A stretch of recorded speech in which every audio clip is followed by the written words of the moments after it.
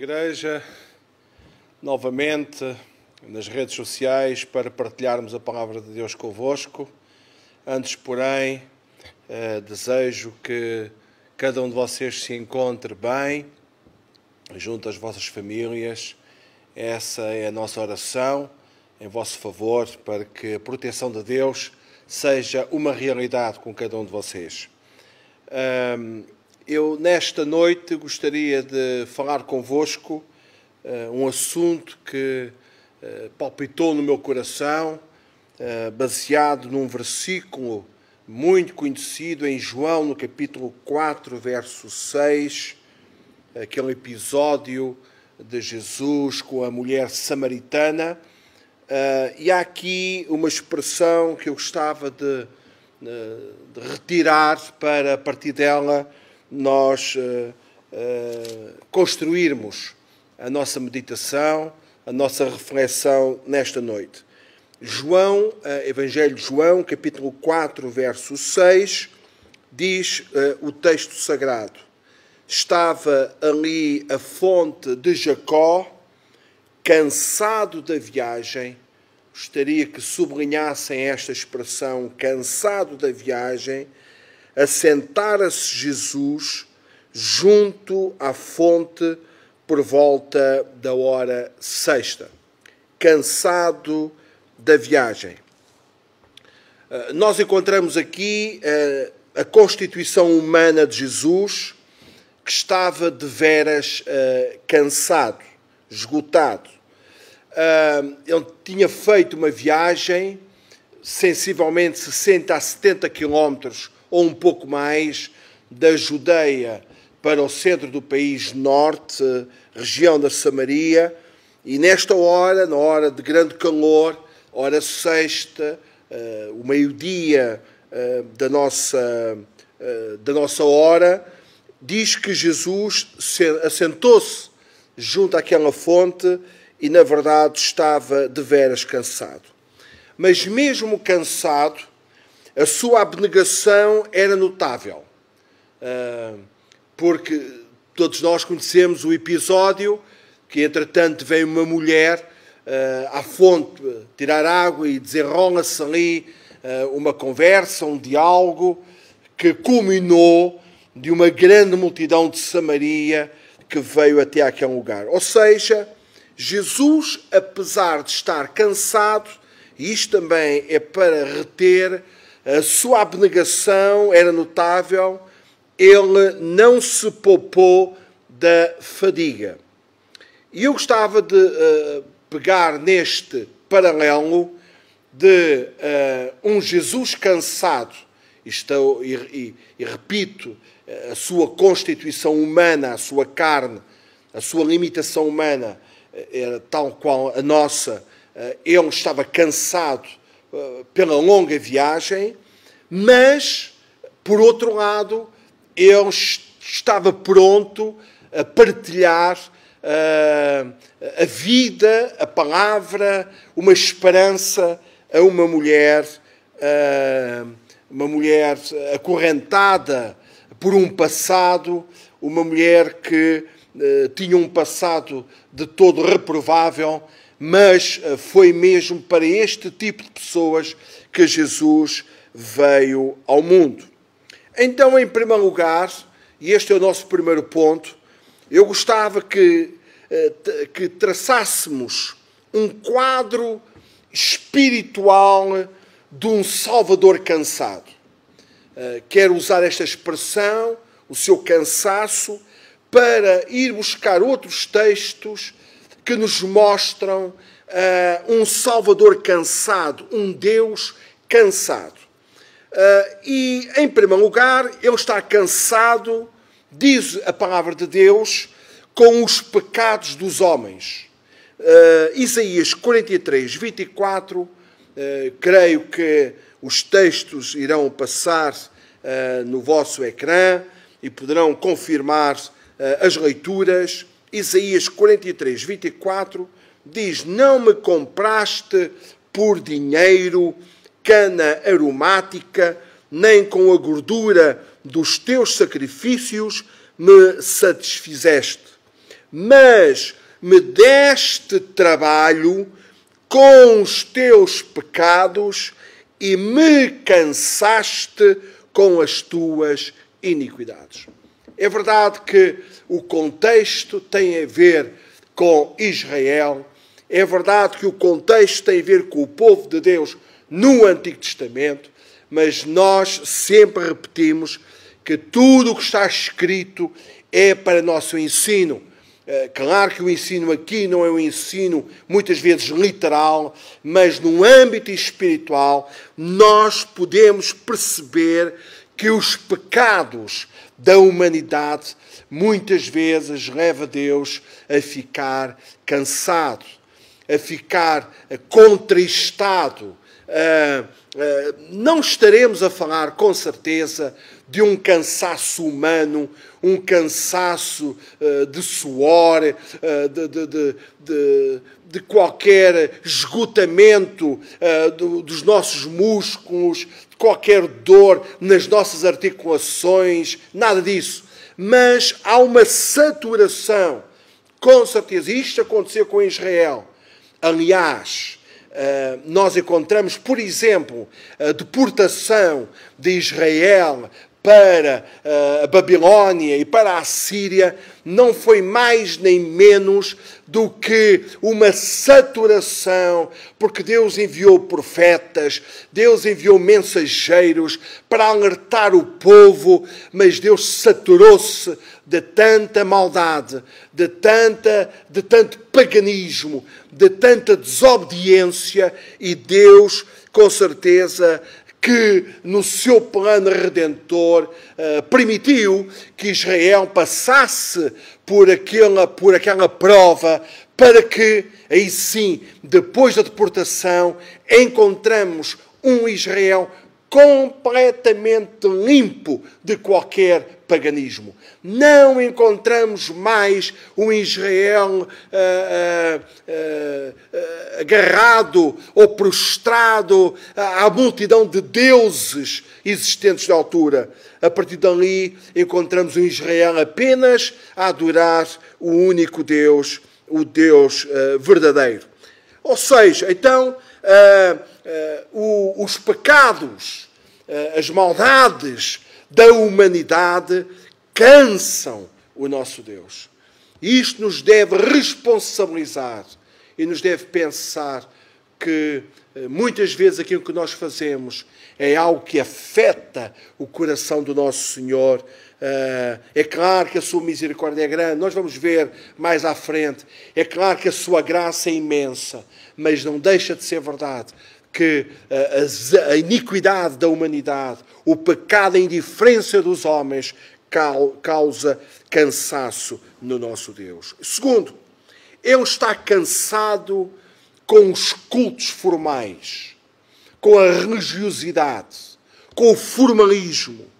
Isaías 1,14, este texto é muito significativo também, diz assim: as vossas luas novas e as vossas solenidades, a minha alma as aborrece, já me são pesadas, causa dor em Deus, estou cansado de os sofrer.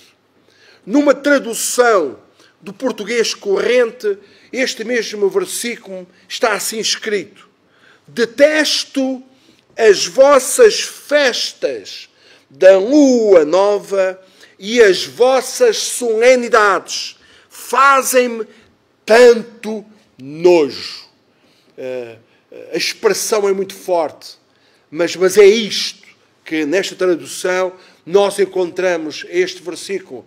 É isto que causa no nosso Deus. Se nós fizéssemos uma pequena análise, e eu apenas tenho aqui numa frase um pequeno resumo deste capítulo, nós iríamos ver que aquilo que Isaías queria dizer é que os sacrifícios, verso 11, as festas religiosas, versos 13 e 14, estou a referir-me a Isaías 1, e as orações, verso 15, do povo, eram farsas eram hipocrisia clara, declarada diante de Deus. Entendemos na palavra do Senhor que Deus não estava a repudiar o sistema sacrificial. Na altura ainda era um sistema vigente, era à volta do templo, era com os sacrifícios, era com as ofertas que o povo trazia, que o povo celebrava a Deus, o povo cultuava a Deus. Deus não estava de todo a repudiar este sistema sacrificial que Ele mesmo estabelecera, de todo. Não. Claro que Deus não se pode contradizer, mas Ele estava, sim, a condenar a hipocrisia religiosa. E, meus irmãos, isto traz-nos uma responsabilidade tremenda. Os nossos cultos não são, ou não podem ser, ou não devem ser cultos ritualistas apenas, cultos formais, porque o culto é feito por mim e é feito por ti. Muitas vezes nós estamos num lugar e estamos à espera que sejam os outros, como se fossem os outros que estão aqui em cima, que estivessem a cultuar ou a promover o culto ou a fazer o nosso culto. Não. O culto é uma dádiva, é uma adoração, é uma entrega de louvor a Deus e de adoração ao Senhor. O culto é a minha oferta a Ele. É tudo aquilo que eu trago à casa de Deus. E se eu venho com outras motivações, e se eu venho com outras formas, irmãos, alguém dizia esta máxima antiga, o culto é aquilo que nós queremos que seja. Porque se eu venho com a motivação correta, se eu venho com um espírito sincero, se eu venho com uma atitude que agrada a Deus, de cultuar a Ele, de celebrar a Ele, com certeza que o culto será de forma diferente. Com certeza que o culto será abençoado. Com certeza que o culto será impactante, será edificante para a nossa vida. Eu, quando estava a meditar nesta palavra, eu lembrei-me de um testemunho já com alguns anos, quando houve o Congresso Mundial das Assembleias de Deus, ali no pavilhão multiusos, agora creio que o Mel Arena, e no concerto, creio que sábado à noite, com Ron Canole, era o cantor convidado, e tinha vindo para louvar a Deus e levar-nos também numa adoração ao Senhor. Eu lembro-me que nessa altura o equipamento de som estava a bombar nos limites, era grande, os decibéis dentro daquele pavilhão, e houve muita gente, houve mesmo muita gente que se levantou e foi-se embora. Eu tive alguns familiares que fizeram isso. E eu fiquei curioso e perguntei à minha mãe, uma senhora cristã de tantos anos, e na altura já perto, ou mesmo na casa dos 70 anos, disse: mãe, diga-me uma coisa, o que é que você achou da celebração deste domingo, ou neste sábado à noite?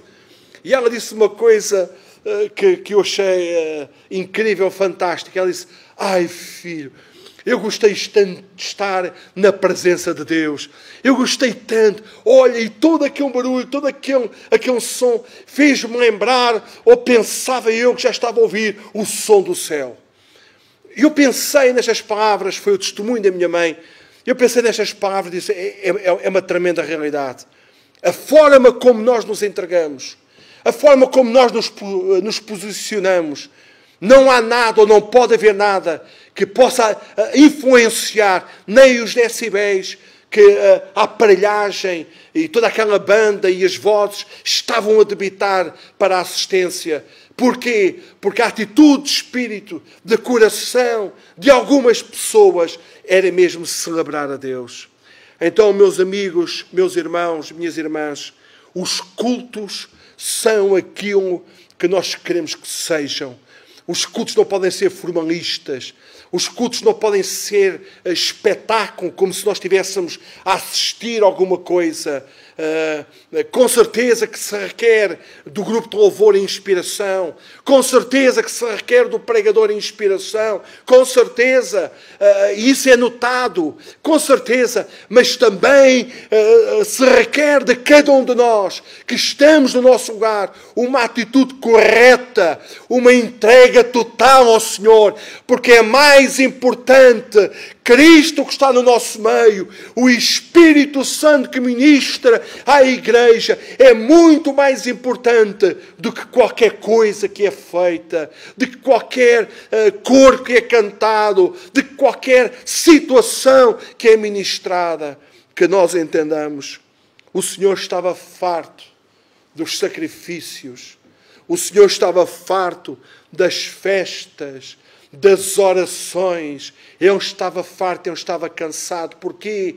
Porque não havia integridade, não havia fidelidade. O povo fazia aquilo de uma forma ritual, despida de qualquer sentimento. E isto cansou o nosso Senhor. Ele está cansado, meus amigos, perdão, com a nossa resistência ao Espírito Santo. Isaías 63, verso 10, está assim escrito: contudo, eles foram rebeldes e contristaram o Espírito Santo, causaram tristeza, trouxeram pesar ao Espírito, pelo que se lhes tornou em inimigo, e ele mesmo pelejou contra eles. O povo era rebelde. O Espírito Santo que nos assiste, que está na igreja, o mover do Espírito que tem sido notado, experimentado por tantos de nós que ao longo dos anos viram e continuam a ver o mover do Espírito. Igrejas, a história, a vossa história, a nossa história do CCVA é a história do mover do Espírito Santo. Ouvíamos histórias no passado. É verdade que o nosso pastor tem-nos ministrado que devemos nos focar naquilo que esta igreja nunca foi, mas não devemos desprezar aquilo que esta igreja já foi. O mover de Deus, a salvação de perdidos, o alcance de campos missionários, etc, etc. Milagres. Eu lembro perfeitamente, ainda no tempo da Assembleia de Deus, em Moscavide, debaixo ainda do pastorado do pastor João Barradas, numa quinta-feira à noite, se não me falha a memória, onde surdos e mudos, eles eram curados pelo poder e pelo mover do Espírito Santo. Meus irmãos, isto tem que acontecer nos nossos dias. O poder de Deus tem que ser derramado. O mover de Deus, levando os irmãos, as irmãs, as crianças. Eu sou do tempo, na minha igreja local, em que as crianças, elas profetizavam. Crianças de 4 anos, 5, 6 anos, a falarem línguas e a profetizarem no poder de Deus. Isto tem que voltar a acontecer nos nossos dias. Sem Ele nós não podemos fazer nada. Louvado seja o Senhor. Sem Ele, sem o mover do Espírito, a igreja torna-se formalista, torna-se ritualista, apenas torna-se uma igreja secularizada, não mais do que isso. Nós precisamos ver o mover do Espírito.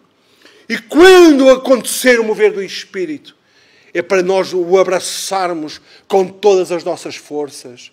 Não é para desprezar. Não é para pensarmos, bem, quem controla a minha vida sou eu mesmo, é a minha vontade, é a minha personalidade. Esquece. Tu precisas mergulhar no rio de Deus e ires na enxurrada do Espírito. Espírito. Tu precisas deixar de renderes aos pés do Senhor e deixares que seja o Espírito a tomar a conta da tua e da minha vida. Louvado seja Deus. Eles desprezaram o Espírito Santo. O Espírito Santo se contristou. E diz a segunda parte do texto, e tornou-se inimigo do próprio, e pelejou contra eles. Conhecemos episódios no Antigo Testamento, na saga, na epopeia do povo, nos 40 anos do deserto, aquilo que Deus permitiu que acontecesse. Que Deus tenha misericórdia de nós. E tu que estás a ouvir na tua casa e não tens vindo à comunhão dos santos, um lugar onde Deus se manifesta, que Deus tenha misericórdia de cada um. Meus irmãos, nós não estamos cá para julgar quem sou eu, de maneira nenhuma. Mas a grande verdade é que Deus se quer mover. Deus quer fazer grandes coisas. Se nestas alturas, se nós sempre fomos uma igreja, ou a igreja está no mundo para marcar a diferença, nestas alturas nós devíamos marcar a diferença mais do que nunca. Os nossos irmãos que tratam da orgânica dos cultos e de toda esta organização de confinamento, de segurança, eles não têm feito melhor porque provavelmente não sabem ou porque não podem, mas têm feito tudo o que está aos seus alcances para que nós nos sintamos confortáveis. O que é que nos impede de ficarmos na nossa casa? Que Deus tenha misericórdia de nós. É algo, eu não estou a pastorear nenhuma igreja, mas eu coloco-me na posição dos meus colegas, coloco-me no lugar deles e percebo perfeitamente a tristeza que não existe nos corações, porque um pastor sofre. O pastor sofre quando vê os outros sofrerem, preocupa-se com o estado espiritual e Deus quer que nós nos congreguemos, é a vontade dele. Se nós não estamos a fazer aquilo que nos compete fazer, à luz da palavra de Deus, nós estamos em desobediência e a bênção de Deus não estará sobre a nossa vida. Não queiram trocar o que está escrito. Não queiram anular os desígnios de Deus e os planos de Deus para a sua igreja. Em tempos de crise, é tempo de darmos as mãos e irmos para a frente. Em tempos de pandemia, em tempos de peste, em tempos de perseguição, seja no que for, é tempo de nós arrepiarmos caminho e caminharmos e mostrarmos a nossa diferença neste mundo tão tenebroso, tão preocupante. Então, eu estava cansado da resistência ao Espírito Santo. Ele está cansado das nossas contestações e das nossas rebeldias. Esta é uma grave pergunta feita pelo profeta Isaías, capítulo 7, verso 13. Não vos basta cansarem a paciência dos homens, para cansarem também agora a paciência do meu Deus? Nós precisamos entender, eu tenho dito isto muitas vezes, que tudo o que acontece no seio da igreja tem a ver com Deus. Aliás, tudo o que deveria acontecer na nossa vida tem a ver com Deus. Nós é que somos igreja. E a igreja não é só a igreja quando se reúne, quando vamos e estamos nas nossas lides, nos nossos dia a dia. Nós somos a igreja do Senhor. E nós precisamos perceber na palavra de Deus que as nossas palavras, as nossas atitudes, as nossas críticas, os nossos inconformismos, as nossas lutas, as nossas reivindicações, tudo isto, se não for feito num espírito cristão, num espírito de Cristo, isto ofende o Senhor. Ofende o Senhor. A Igreja é pautada por princípios muito nobres. Eu costumo dizer que a fasquia, a bitola, está muito elevada até chegarmos à estatura completa de Cristo. Nós temos que imitar Cristo. E nós temos que perceber como é que Cristo era quando era incompreendido, quando era injuriado, quando era negado ou traído, quando era criticado. Nós temos que perceber como é que ele funcionava, como é que ele agia, como é que ele reagia. Nós temos que perceber isso para entendermos que devemos ter cuidado, porque a palavra de Deus diz que nós vamos dar contas a Deus de cada palavra que sai da nossa boca. Então nós precisamos perceber que as contestações, a nossa falta de paciência,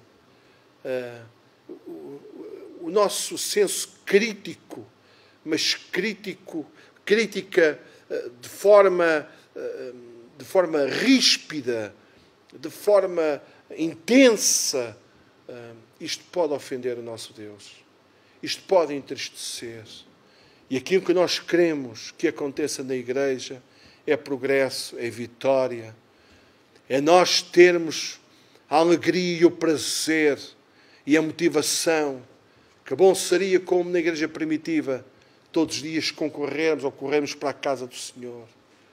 Sabem, meus caros, que reza a história que em grandes avivamentos recentes, de Pensacola, por exemplo, diz que as pessoas aguardavam a entrada no templo de manhã até ao final da tarde. Milhares e milhares de pessoas de todo o mundo concorreram para aquele lugar. O Espírito Santo atrai as pessoas. E isto tem que acontecer na Igreja. Nós temos que ser falados como uma Igreja avivada, uma Igreja desperta, uma Igreja onde o poder de Deus atrai, onde as nossas vidas entram neste lugar, se calhar com este ou com aquele problema, com esta ou com aquela aflição ou preocupação, mas saímos mais leves. Nós devemos pensar que podemos estar a contribuir para que o Espírito não se mova no nosso meio. Nós devemos pensar que podemos estar a contribuir com atitudes, isto não pode ser sempre do nosso agrado. Onde houver duas cabeças, há duas sentenças. Onde houver duas cabeças, há duas opiniões. E é verdade que quem está mais exposto mesmo ao julgamento. Todos veem, todos têm alguma coisa a dizer, mas que as nossas conversas sejam conversas edificantes, conversas abençoadoras, mesmo que não entendamos tudo, mesmo que nós não percebamos tudo, Deus sabe aquilo que está a fazer. Se somos povo de Deus, Deus sabe aquilo que está a fazer. Então, diz que cansaram a paciência do Senhor. Porquê? Porque contestavam, murmuravam. Esta foi a principal razão porque Israel, praticamente todo Israel que saiu do Egito, excetuando 2, como sabemos, não entraram na terra prometida. Irmãos, o texto está lá para nosso aviso. A Bíblia fala que a murmuração, não só o adultério, não só a mentira, não só a idolatria, mas a murmuração afasta o homem de Deus também. Então que Deus nos ajude a termos cuidado, que as nossas palavras e ações possam ser edificantes e abençoadoras. E se não entendemos, nós podemos nos disponibilizar para orar a Deus, para que Deus esclareça e para que Deus resolva, porque a obra é do Senhor. Então, em breves minutos, eu tracei um retrato cansado de um Deus cansado devido a todas estas situações. Mas agora, para finalizar, eu gostava de traçar um retrato espiritual de um Salvador à espera. Nós não lemos o versículo, mas mais à frente nós poderíamos verificar que Jesus tinha mandado os seus discípulos à cidade comprar comida para a sua refeição. E Jesus estava cansado, é uma verdade, mas ele estava lá esperando que os seus discípulos regressassem com essa comida. E isto também é muito significativo. Este retrato de um Salvador à espera. Ele espera para que todos aqueles que têm sede venham à fonte. João 7,37 diz: no último dia, o grande dia da festa, Jesus pôs-se de pé e clamou: se alguém tem sede, venha a mim e beba. Ele aproveita todas as oportunidades para abençoar, tais como aflições diversas, necessidades prementes, situações urgentes, casos necessários. Ele espera que aqueles que tenham sede venham e sejam abençoados.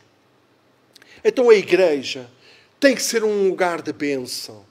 A igreja onde Deus se manifesta, onde Deus congrega o povo para falar à igreja, é um lugar onde as minhas preocupações, os meus medos, como temos ouvido tanto, que a pandemia principal deste mundo é o medo. Isso, se tens medo, é legítimo, é a nossa humanidade, é a nossa constituição humana.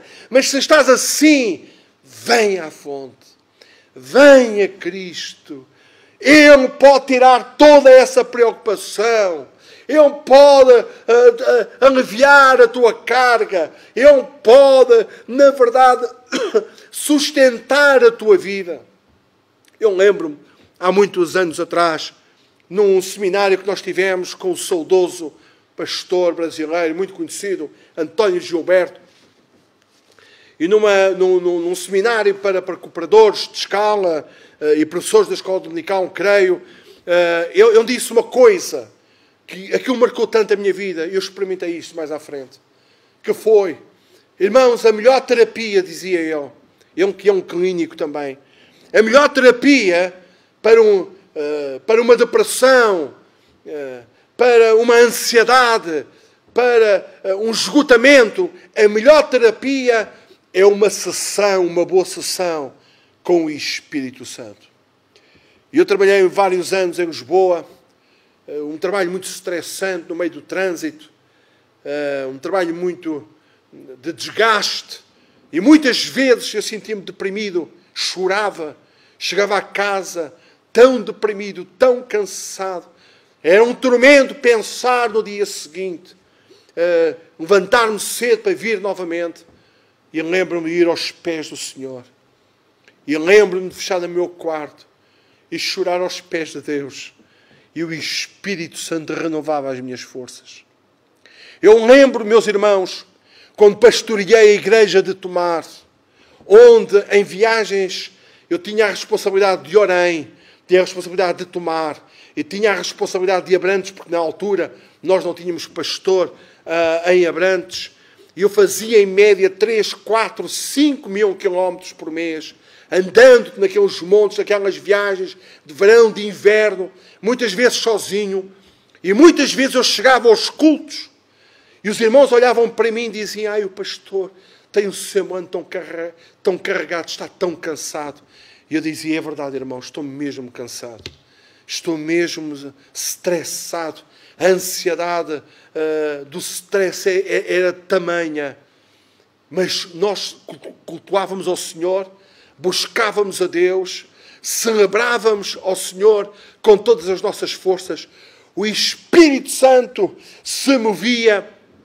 O Espírito Santo, ele vinha, ele se movia no meio da igreja. E quando acabava o culto, os irmãos viravam e diziam: o pastor está diferente. Mais do que uma vez isto aconteceu, o pastor está todo diferente. Deus renovou as suas forças e renova. Deus renova as nossas forças. Meus irmãos, Ele espera que aqueles que têm sede venham à fonte. Ele espera pelo maior pecador ou pecadora. Aquela que tinha 5 maridos e o que tinha presentemente não era dela. Lá em Isaías 1,18 está escrito: vinde então e ergui-me. No meio daquela hipocrisia toda que nós já falámos, no meio daquela farsa toda, o Senhor não desamparou. O Senhor chamou-os a atenção para isto, para o verso 18. Vinde então e ergui-me, diz o Senhor. Ainda que os vossos pecados sejam como a escarlata, eles se tornarão brancos como a neve. Ainda que sejam vermelhos como o carmesim, se tornarão como a branca lã. Louvado seja Deus. Para um grande pecador, está escrito na palavra, existe ou há um grande Salvador. Deus é tremendo.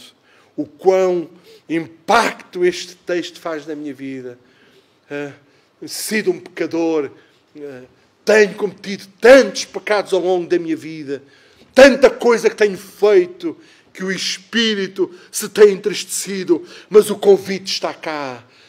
Vamos aos pés de Deus, choramos, vimos à casa do Senhor. O Senhor usa o servo, usa um cântico, usa um irmão, usa uma oração para revigorar a nossa alma.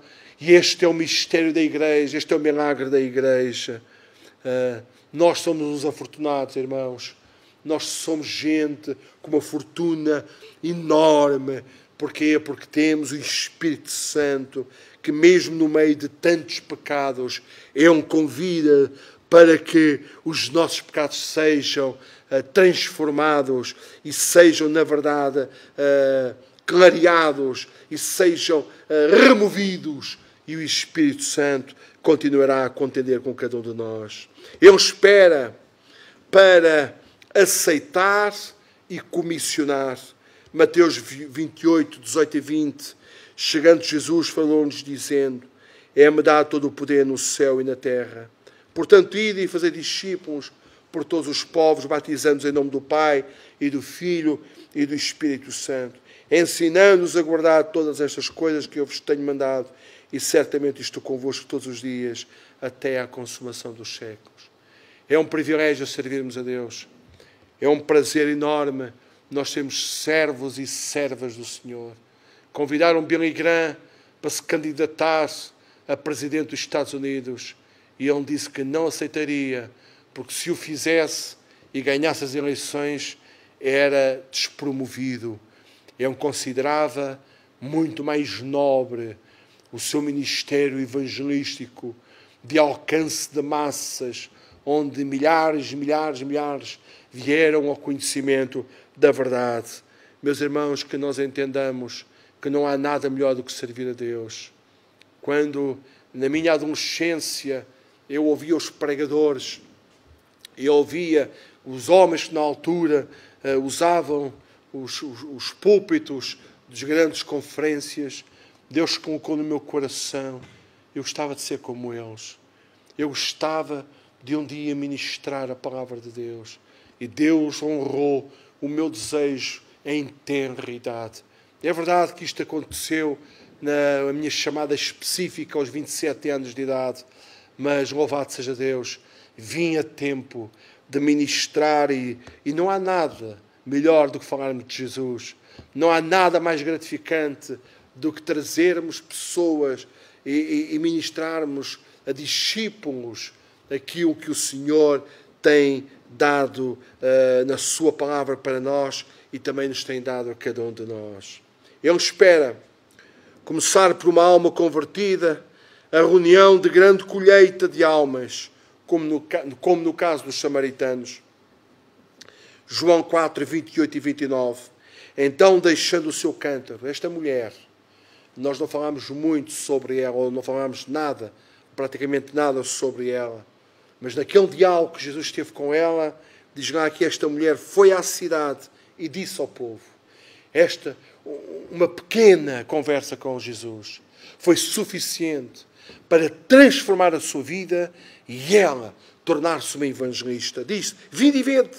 Um homem que me disse tudo o o que tenho feito. Porventura, será este o Cristo? Quanto tempo Ele tem aguardado por algum de nós? O que é que tu estás à espera, meu irmão?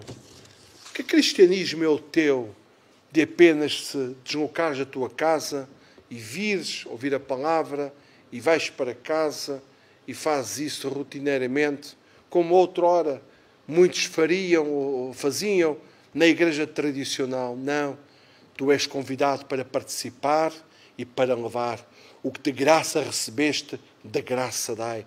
Tu és chamado para uma comissão. Tu és chamado para seres um apóstolo, como temos ouvido. Tu és chamado para seres um evangelista, para seres um profeta de Deus. Tu és chamado para seres uma testemunha de Cristo. Nós somos chamados para levar Jesus aos demais. Por fim, vamos alterar a posição do personagem. Devemos agora ficar cansados.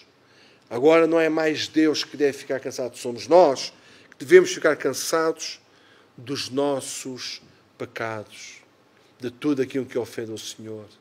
Isto deve nos levar ao cansaço. Para quê?